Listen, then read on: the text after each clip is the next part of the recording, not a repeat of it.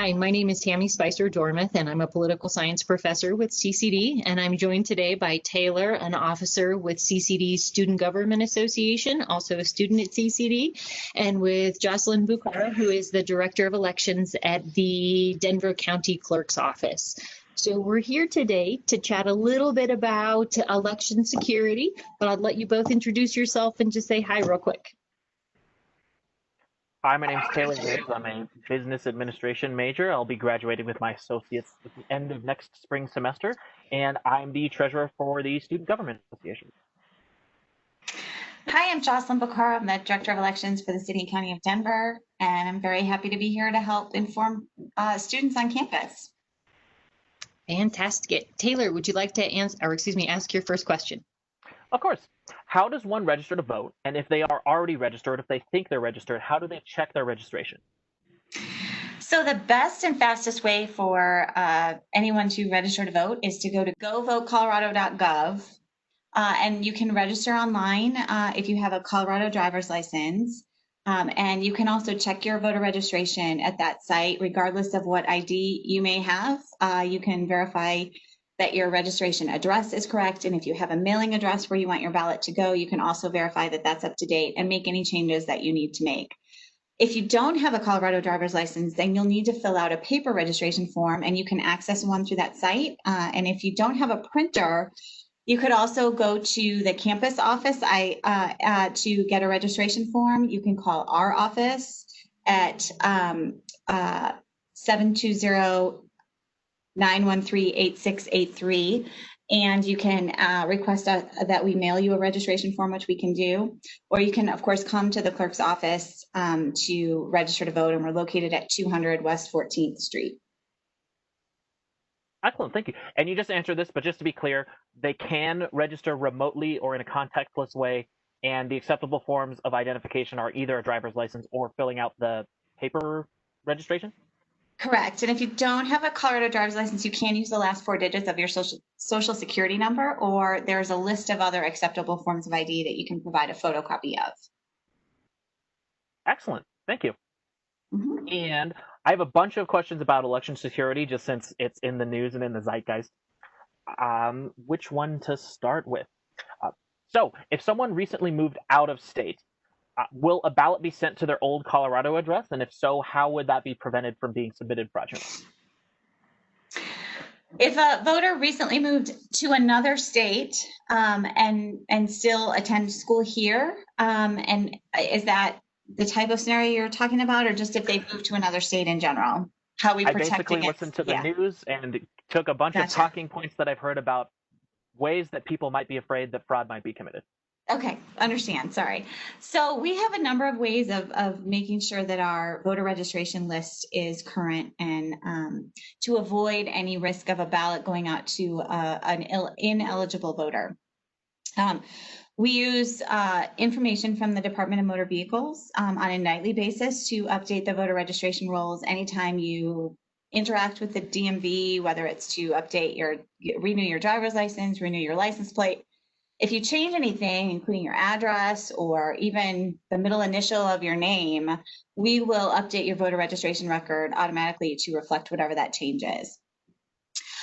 We also use national change of address information on a monthly basis, and as we get closer to the election, even more frequently than monthly. And that information comes to us from USPS. So anytime you update your address with the United States Postal Service, we will also get that notification and send you a notice saying your registration is now inactive because it looks like you no longer live here. And that's sent by forwardable mail to you, so you can hopefully then update your registration to whatever state that you've moved to. And then finally, we have an interstate sharing system with the Electronic Registration Information Center, or ERIC. And that exchanges information with a number of other participating states that gives us information about voters who've moved to that state and look like they may be in our registration system, even if we didn't get that through the National Change of Address program. And we can again send a notice to the voter. And also that provides us with information about voters who are deceased and may have become deceased in another state. Excellent. Thank you. Mhm. I realized I had moved on to potential forms of fraud or, and I realized one more basic question. When do people need to be registered by? So there's no registration deadline in Colorado. You actually can register and vote up to and including Election Day, or the last day to vote, as we like to call it, on November 3rd. There is a residency requirement, so you have to have been a resident of Colorado 22 days before the election, which in this case actually falls on October 13th. And then if you want to receive a ballot in the mail, which we certainly encourage to prevent any risk of contracting COVID or spreading COVID, we want to encourage people to get that mail ballot. You need to have your registration up to date by October 26th in order to get a ballot in the mail. Excellent. And if I guess this goes for Tammy, if I fail to ask a question that you think needs to be answered, please just pop it in the chat and I'll make sure that it gets asked. And let's see. Could someone vote if they had been convicted of a crime? And what if they have, but they've paid their debts to society? So state law will cancel the voter registration of a person convicted of a felony while they're incarcerated. But once they are no longer in incarceration, they can re-register to vote, even if they're still on probation or parole, or they still have restitution or anything that they owe the courts. It only affects them during the time in which they're incarcerated and only impacts people convicted of a felony offense. Excellent. And how would a special needs voter, someone differently abled or something to that effect, go about making sure that they can vote? Great question. So we actually have available in Colorado now an accessible vote at home option for voters with disabilities. They can simply, beginning October 12th, go on to the denvervotes.org website or to the Colorado Secretary of State's website and access that electronic ballot. And what they will have to do is enter their name and date of birth or social security number or driver's license number to bring up their specific ballot. And then they can mark the ballot on their screen. They'll of course need an internet access, and they'll also need a printer in order to do this. And once they've marked their ballot using their own assistive technology or screen reader, they have to print the ballot out. And then they'll also have to print and complete an affidavit attesting to their eligibility to use that system. And they can return that voted ballot in the envelope that we send them with their mail ballot, or they can return it in any envelope, and they can use any of our 24-hour drop boxes or return it by mail. We do recommend that ballots returned by mail are sent no later than October 26th to make sure that we have it by 7 p.m. on Election Day. Thank you. Mm-hmm. And if I register to vote, can the government use that information against me? Say if I owe taxes or if I have outstanding traffic ticket, or if my household has undocumented people living in it, can the IRS, can ICE use my voter registration information? No. Thanks. No. The answer to that is no. Your voter registration is not used by other agencies to identify you for other purposes. Excellent. Mm-hmm. Neither is your census information, just FYI, that also is compartmentalized. Correct. Absolutely. Now, we've also heard in the news about a potential scenario. What if someone filled out their mail-in ballot, they put it in the mail, but they showed up in person to fill out a ballot before that mail-in ballot has arrived? What system is in place to ensure that their vote isn't counted twice? So we have a statewide voter registration system, and when you are issued a ballot, that information is flagged in the system. So even if you were to go and vote in person, the system would identify you as someone who had been issued a mail ballot. If you receive an in-person ballot in that transaction, then the mail ballot that you were issued is automatically voided. If that mail ballot were to come back to your clerk office or to our office here in Denver, it would automatically be rejected by our system as a voided ballot. And if an election judge or a staff person were to look any further, we would see that the reason that your ballot was rejected by our system automatically was because you had already voted. Excellent. So just to reiterate, there's no way for people to vote twice using that method. There's no way for an individual to have more than one ballot count in the election, but that does not prevent someone from attempting to cast more than one ballot in the scenario that you described, because technically that person did vote twice and could potentially be subject to prosecution by the district attorney for voting twice, and that matter would be referred to the district attorney, because that is an election offense to knowingly and purposefully vote more than once in an election. However, our system would prevent more than one ballot being counted by that voter. Thank you for the clarification. Mm-hmm. And that led me to a couple of my other questions here. You had mentioned that you have a voter system. Lost my question here. What measures does the office take to prevent voters' data? In other words, how can we know that our voter registration can't be hacked by hypothetically a hostile foreign power? So unless you are registered as a confidential voter or have an even if you qualify for even stricter confidentiality because of domestic violence or other reasons in which you qualify under the law, your voter registration record that includes your name and your address is actually a matter of public record and is available for, say, campaigns to receive and utilize to identify you as a potential voter, and then, of course, reach out to you. And we know how much everybody loves that. However, the personally identifiable information in your voter registration record, your ID, your date of birth, your signature, your email address, those things are all considered PII under Colorado law. And those are protected under very strict security protocols. We have multi-factor authentication to access the voter registration system. And the system is hosted by the state's Office of Information Technology, and it follows best practices put forward by the Department of Homeland Security, by NIST, following the standards that even the Department of Defense would use to protect its sensitive information and systems. So I think the Washington Post said it 2 years ago, but Colorado is actually considered the safest state to vote. And we continue to strive to make sure that we maintain that reputation.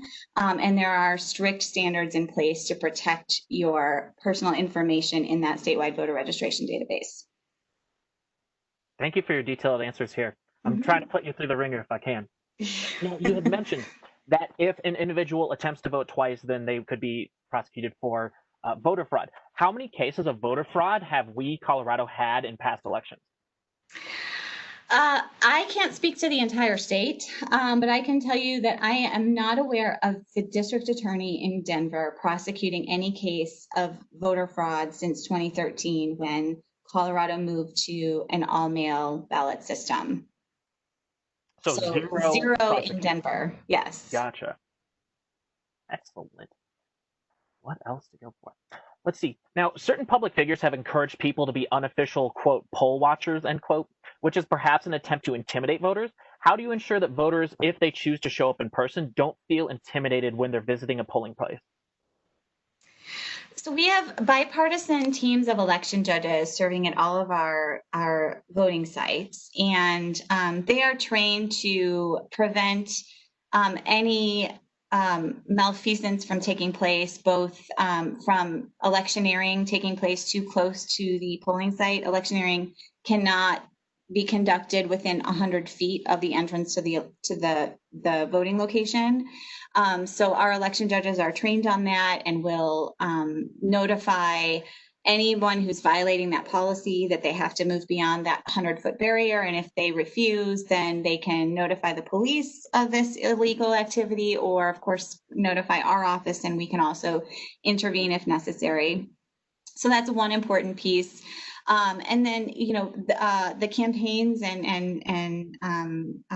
people with ballot measures on the ballot are able to appoint poll watchers who can be inside the location and watching what's going on inside the location. And certain watchers are qualified to even view the information on the computer screens that have personally identifiable information about voters. They have to take a special class in order to qualify for that status, but they cannot in any way interfere with the election process or with the election judges conducting their jobs.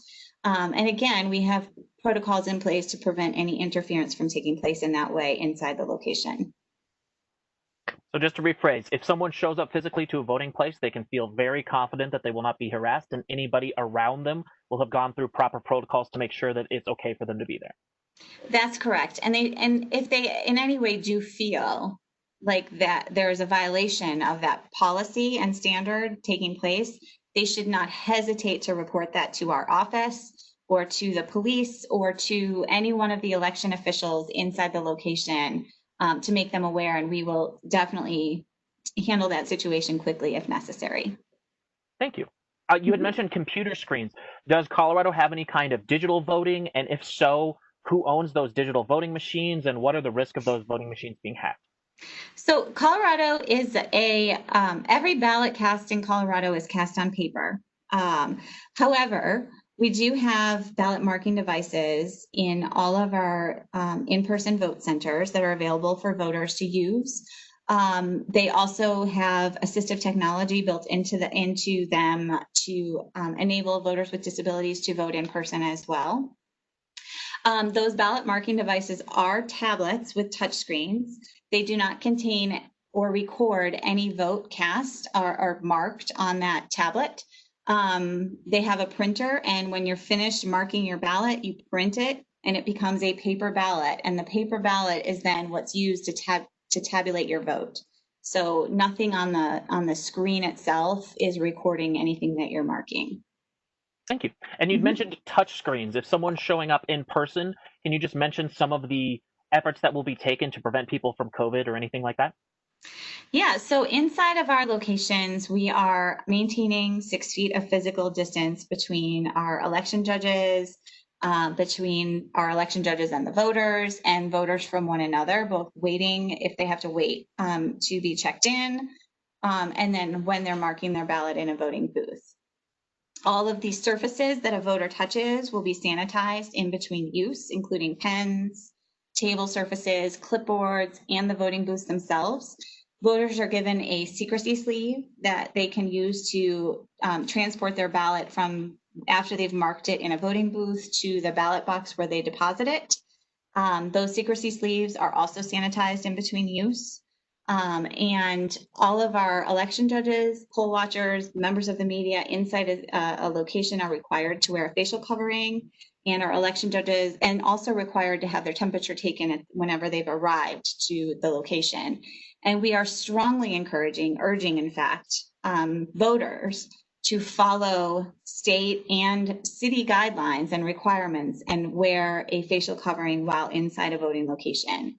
We are not requiring it, but we are strongly encouraging that they follow the requirements set by the governor and the mayor of Denver. Thank you. So voters, in addition to feeling safe from any potential harassment from unofficial poll watchers, can also feel physically safe from any kind of COVID-related issues. Yeah, absolutely. And in fact, after the June state primary, we received a lot of feedback from voters and from our election judges who remarked at how safe they felt inside those in-person vote centers. Excellent. Good to know Colorado is still safe. Now, people who follow the news might have heard this term ballot harvesting. What is it, and what do you do to prevent that from happening?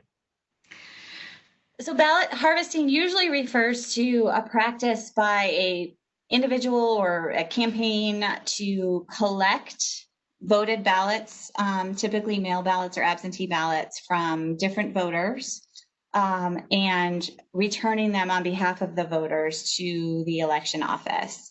That could potentially involve depositing a collection of ballots into a ballot box or returning them in person to a voting location. Colorado law prohibits any individual from transporting or collecting more than 10 voted ballots from anyone, any voter in Colorado, and either depositing them in a mailbox or depositing them in a 24-hour box or giving them to an election judge at one of our drive-through locations. If anyone attempts to return more than 10 ballots, we will record the name and address and contact information of that individual and maintain that on file as a potential violation, particularly if that individual was repeatedly doing that. So if I live in a house with 10 or less people and everybody can't go to drop off their ballot, I could do that on behalf of them, but just not more than that. Correct, absolutely. Excellent. And you had mentioned that we vote by paper. How long are ballots kept cast past the election date in case they need to be audited or something like that? And are they stored securely? So we actually conduct an audit after every election. So you mentioned an audit, so I'll take the opportunity to mention that. Thank you. Our ballot, all of our election materials, including voted ballots, are stored for 25 months after every federal election under Colorado law. Excellent. Thank you. I'm trying to see if I wrote down any questions that we haven't gone through yet.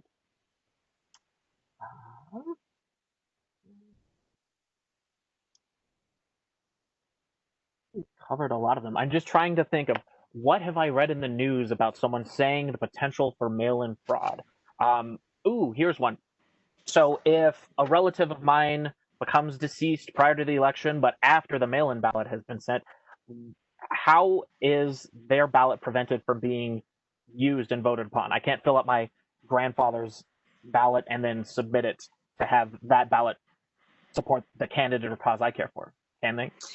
If we receive a voted ballot from an eligible elector and have accepted that ballot, meaning let's say this relative of yours voted on October 15th, and we received the ballot on October 18th and accepted it for counting, that ballot remains accepted. There is no way for us, once we have accepted the ballot and separated the ballot from your return envelope and your affidavit, to trace that specific ballot back. So if your relative became deceased after he or she had cast the ballot and the ballot was accepted, then their ballot will remain accepted and counted in the election, because at the time they voted, they were eligible to vote.